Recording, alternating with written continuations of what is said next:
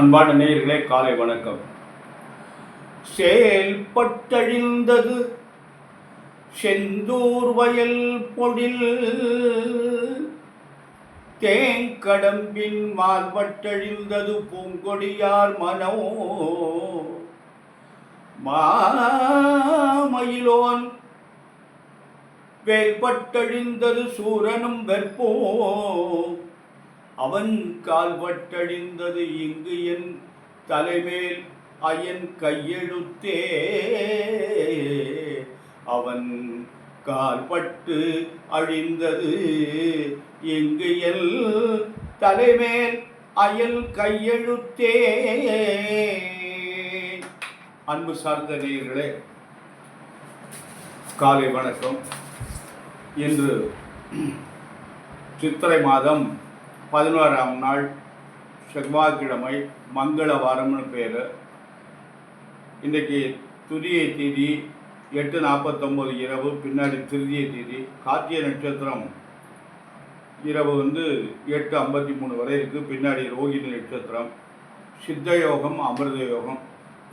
இன்று ராவுகாலம் எப்போதுமே செவ்வாய்க்கிழமை 3 முதல் 4:30, யமகண்டம் 9 முதல் 10:30, குளியன் 12 முதல் 1:30, சூலம் வடக்கு, பரிகாரம் தயிர்.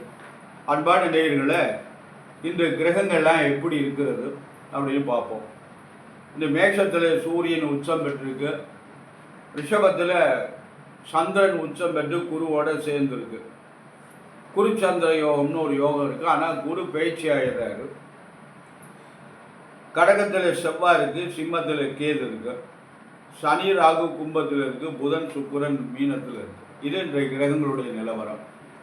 அன்பான நேயர்களே, மேஷராசி என்பவர்களுக்கெல்லாம் இந்த நாள் எப்படி இருக்கிறது என்று பார்ப்போம். மேஷராசிக்கு குரு 2ல், சந்திரன் 2ல். குரு சந்திர யோகம்னு ஒரு யோகம் இருக்குது, இன்றைக்கி நாளைக்கு காலை வரை இருக்குது. அதனால் அந்த குரு சந்திர யோகம்னு ஒரு யோகம் நல்ல அருமையான யோகம். இன்றைக்கு மேஷராசிக்கு நல்ல நாள். சனி ராகு வேறு 11 இருக்குது, அது ரெண்டும் நல்ல நாள். அதனால் மேஷராசிக்கு அருமையான நாள், நல்லது நடக்கும், நல்ல காரியங்கள்லாம் நடைபெறும். நீங்கள் என்னெல்லாம் எதிர்பார்க்குறீங்களோ அந்த காரியங்கள்லாம் இப்பொழுது நடைபெறும். ஆனால் பார்த்து கவனமாக நடந்துக்கல. ஆனால் முழு பலன் எப்படி இருக்குது அப்படின்னா, குரு மிதுனத்துக்கு போயிட்டதாக தான் பொருள் கொள்ள வேண்டும். அதனால் பாதி பலன் கிடைக்கும் அப்படின்னு சொல்லலாம். அன்பான ரிஷபராசி என்பது அவங்களுக்கு அருமையான நாள். ஆனால் அவங்களுக்கு குரு 2ஆம் இடத்துக்கு போயிட்டு தான் பொருள். ஆனால் அதில் இருக்கார், இன்னும் நகலலை. ஆனால் நகண்டார் பலன், அந்த வீட்டுடைய பலன் தான் நடக்கும், இந்த வீட்டுடைய பலன் நடக்காது. அதனால் இருந்தாலும் இந்த குரு சந்திரன் சேர்ந்து இருக்குதுன்னு சொல்லுவாங்க, அது ஒரு நன்மை. ஆனால் குரு நல்ல இடத்துல இருக்கார், சனிவும் ராகு 10ஆம் இடத்துல இருக்கார். ரிஷபராசி என்பவர்களுக்கு இது பூரா நல்ல அருமையான நாள். இந்த குரு 2ஆம் இடத்துக்கு வந்துடுறதும், சனி ராகு 10ஆம் இடத்துல இருக்கிறதும் அருமையான நாள். நல்லதெல்லாம் நடக்கும். ராசிநாதன் சுக்கிரன் உச்சம் பெற்று 11 லாபஸ்தானத்தில் இருக்கார். ரிஷபராசி என்பவர்களுக்கு நல்ல நாள், நல்லதெல்லாம் நடக்கும், நல்ல காரியங்கள்லாம் நடைபெறும். அன்பான மிதுன ராசி என்பதில் உங்களுக்கு ஜென்ம குரு, பார்த்து கவனமாக நடந்து கொள்ளுங்கள். இடமாற்றம் உண்டு, வெளிநாட்டுக்கு போகலாம், வெளிநாட்டில் இருந்தால் இங்கே வரலாம், பதவி உயர்வு கிடைக்கலாம், பிரச்சனைகள் ஏற்படும். ஜாக்கிரதையாக கவனமாக நடந்து கொள்ளுங்கள். உங்களுக்கு 10ல் சுக்கிரன் இருப்பது நல்லது. அதனால் நல்லது நடக்கும், கவனம் தேவை. அன்பான கடகராசி என்பதில் உங்களுக்கு குரு பகவான் 12ஆம் இடத்துக்கு வந்துடுறாரு. 12ஆம் இடம் என்பது விரயஸ்தானம், ஒரு நல்ல இடம் இல்லை. அதனால் உங்களுக்கு மற்ற கிரகங்கள்லாம் பலமாக இல்லை, பார்த்து கவனமாக நடந்து கொள்ளுங்கள். தேவையில்லாத செலவுகள்லாம் எடுத்து விடும். ராகு சனி வேறு 8ல் இருக்குது, அட்டம ராகு அட்டம சனி, இதெல்லாம் நன்மை கிடையாது. அதனால் பார்த்து கவனமாக நடந்து கொள்ளுங்கள். இறை வழிபாடு நல்லது. வியாழக்கிழமை தோறும் தட்சிணாமூர்த்தி வழிபாடு பண்ணிட்டு வாங்க, நல்லதே நடக்கும். தேவையில்லாத செலவுலாம் ஏற்படும். நல்ல செலவுலாம் பண்ணுங்க, இடம் வாங்குங்க, வீடு கட்டுங்க, திருமணம் பண்ணுங்க. இதெல்லாம் நம்மளால் முடியல, நம்மகிட்ட வசதி இல்லைன்னா கவனமாக பொறுமையாக நிதானமாக நடந்து கொள்ளுங்கள். அன்பான சிம்மராசி என்பதில் உங்களுக்கு அருமையான நாள். குரு பகவான் இந்த 11ஆம் இடத்துக்கு வந்துடுறாரு, லாபஸ்தானத்துக்கு வந்துடுறாரு. இருப்பினும் சனி ராகுவும் 7ல் இருக்கார், சுக்கிரன் 8ல் இருக்கார். சுக்கிரன் 8ல் மறைவு 8ஆம் இடம். ஆனால் 8ஆம் இடம் மட்டும் சுக்கிரனுக்கு நன்மைன்னு ஒரு கருத்து உண்டு. மற்ற கிரகங்களுக்கெல்லாம் 8ஆம் இடம் நல்ல இடம் இல்லை, சுக்கிரனுக்கு மட்டும் நல்ல இடம், ஏன்னா மறைவு என்பதால்.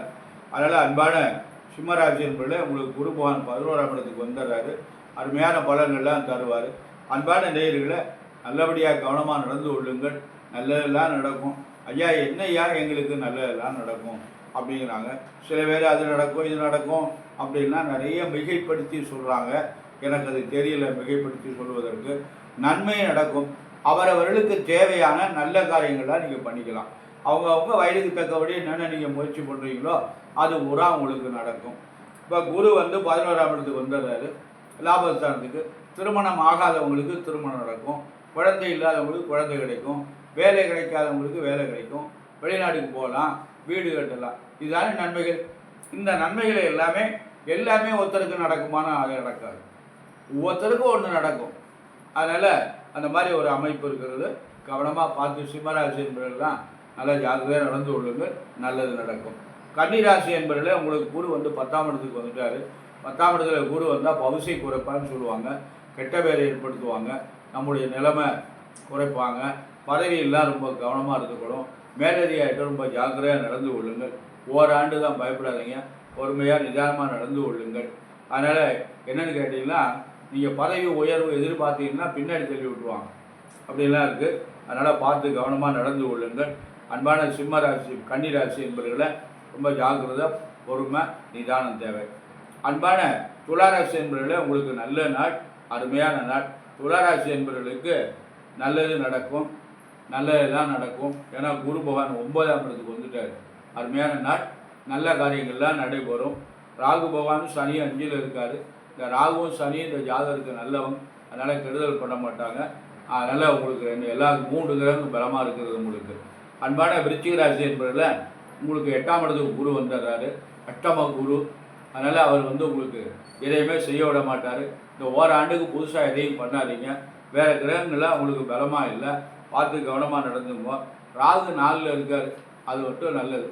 அதனால் பார்த்து ஜாக்கிரதையாக நடந்து கொள்ளுங்கள். புதுசாக எந்த முயற்சியும் பண்ணாதீங்க. தனுசு ராசி என்பதில் உங்களுக்கு அருமையான நாள். தனுசு ராசி என்பவர்களுக்கு சனி ராகு 3ல் இருக்குது. இது ஒரு பெரிய அமைப்பு. அதனால் உங்களுக்கு குரு பகவான் 7ஆம் இடத்துக்கு வந்துடுறாரு.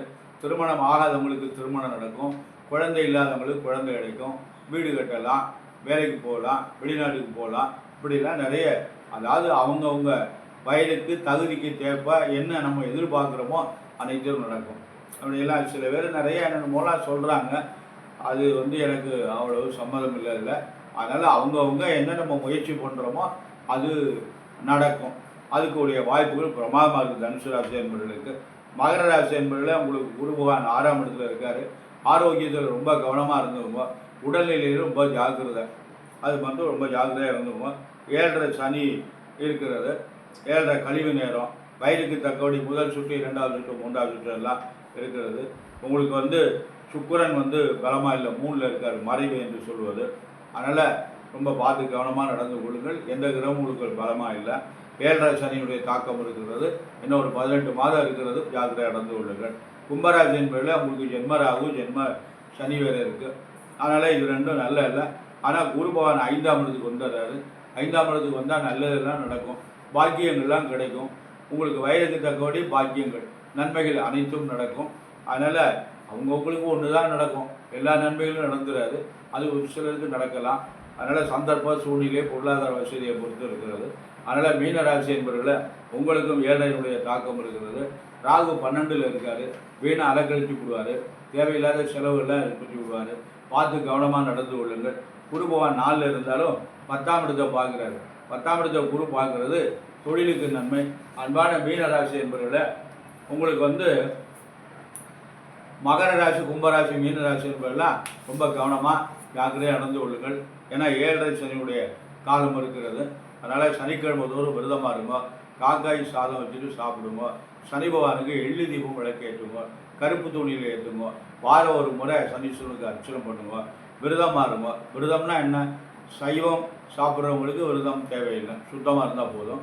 அசைவம் சாப்பிட்றவங்களுக்கு வீடு வாசல் சுத்தம் பண்ணிவிட்டு சைவமாக சமைச்சு சாப்பிடுங்க. அதெல்லாம் பட்டினியாலாம் கிடக்க வேண்டாம், 3 வேளையும் சாப்பிடுவோம். பட்டினியாக கிடந்து கோயிலில் போய் சுத்தலாம் முடியாது.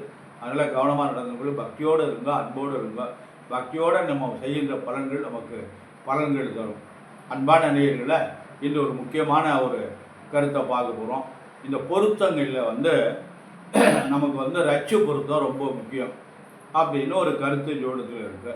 ரட்சை இல்லாமல் செய்யலாமா அப்படின்னு ஒரு கருத்து இருக்கு.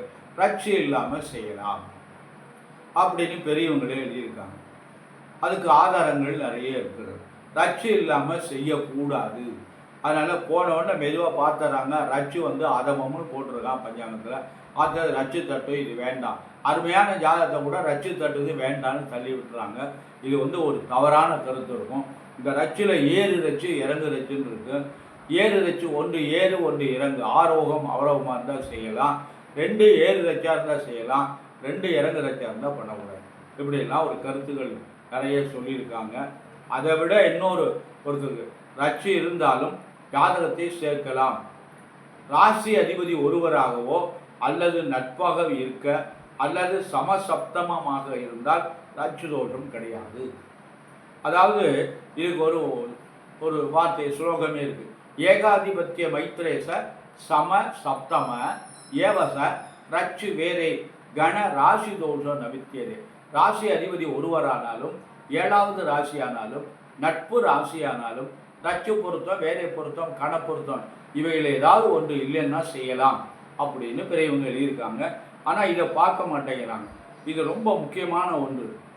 அதனால் நமக்கு ரட்சை மட்டும் கையில் எடுத்துக்கிண்டு ரட்சி தட்டுது, அது தட்டப்படும். ரட்சி என்றால் என்ன? மாங்கல்ய பலம்னு பேர். மாங்கல்ய பலம்னா என்ன? கணவனுடைய ஆயுள் பலம். அந்த ஒரு மாப்பிள்ளையுடைய ஜாதகத்தில் அவனை எடுத்தவொன்னா ஆயுளை பார்க்க சொல்கிறாங்க. ஆயுளை பார்க்கின்ற பொழுது அவர் 80 வயது வரை இந்த பூமியில் இருப்பார் அப்படிங்கிறாங்க. அப்போ 80 வயது வரை இந்த பூமியில் இருக்காருன்னு சொல்கிற போது ரட்சி என்ன பண்ணும்? ஒன்றும் செய்யாது. இடையில மரணமெல்லாம் வராது. ஆயுள் 80 வயது பூரணமாக இருக்கின்ற பொழுது மரணம் இடையில வராது. அது ஏதாவது மரணத்துக்கு ஒப்பான கண்டங்களை வேணால் கொடுக்கலாமே தவிர மரணத்தை கிட்ட வராது. ரட்சு பொருத்தம் இருந்து பண்ணுறாங்க, பாதியிலே இறந்து போயிடுறாங்க. காரணம் என்ன? ஏன்? ரட்சு பொருத்தம் பிரமாதமாக இருக்குது. அருமையான ரட்சு, வெவ்வேறு ரட்சு பிரமாதமாக இருக்குது. ரட்சு பொருத்தம் நல்லா இருக்குது. கல்யாணம் பண்ணி ஒரு 2 குழந்தைய பெற்று போட்டு கணவன் இறந்து போயிடுறாரு. 40 வயசுக்கெல்லாம் அவர் இறந்துடுறாரு. இந்த பொண்ணுக்கு 35 வயசு. காலம் ஓட்டணுமா இல்லையா? எப்படி ஓட்டுறது? 35 வயசுலேருந்து அந்த பெண்ணுடைய ஆயுள் காலம் வரையும் தனிமையாக இருக்கணும். அந்த குழந்தைகளை 2ஐயும் ஆளாக்கணும். எவ்வளோ கஷ்டம் பாருங்கள். இது என்ன காரணம்? இது ஜாதகம் பார்த்து தானே கல்யாணம் பண்ணாங்க, ஆயுளை பார்க்கவில்லை. ரட்சு பொருத்தம் இருக்கிறது, ஆயுளை பார்க்கவில்லை. அந்த பெண்ணுக்கு மாங்கல்ய பலம் நிறைவாக இருக்கான்னு பார்க்கல. இதெல்லாம் பார்க்காம என்ன பண்ணிவிடுறாங்கன்னா ரட்சை மட்டும் பார்த்துட்டு பிரமாதமாக இருக்குன்னு சொல்லிடுறாங்க. இதை நம்பி மக்கள் என்ன பண்ணுறாங்கன்னா நம்ம நல்ல தெளிவாக நாம் சொன்னால் கூட அந்த ஜோட ரட்சு பொருத்தம் இல்லை பண்ணக்கூடாதுன்னு சொல்லிவிட்டாரு. கொண்டு வச்சோன்னா ஜாதகத்தை தூக்கி போடுறாரு. யார் சொன்னது பண்ணலாம்னு? பண்ணக்கூடாது அப்படின்னு அதை நம்புகிறாங்க. அதனால் இப்போ இந்த காலத்தில் நல்லது சொல்கிறது ரொம்ப சிரமமாக இருக்குது. நல்லதை எடுத்துக்க மாட்டேங்கிறாங்க. தீரை தான் மக்கள் இங்கே நல்லா படித்தவர்கள் கூட அந்த தப்பு பண்ணுறாங்க. நான் என்ன சொல்கிறேன்னா, நிச்சயமாக உறுதியாக சொல்கிறேன், என்கிட்ட நிறைய ஆதாரங்கள் இருக்குது. பெரியவங்க எழுதின நூல்களில் பூரா இந்த கருத்துகள் இருக்குது. அதனால் நமக்கு ரட்சி என்பது தாலி பாக்கியம், நான் ஒத்துக்கொள்கிறேன். அதை நாம் மறுக்கவே இல்லை. மாங்கல்ய பலம் நிறைவாக இருக்கணும்.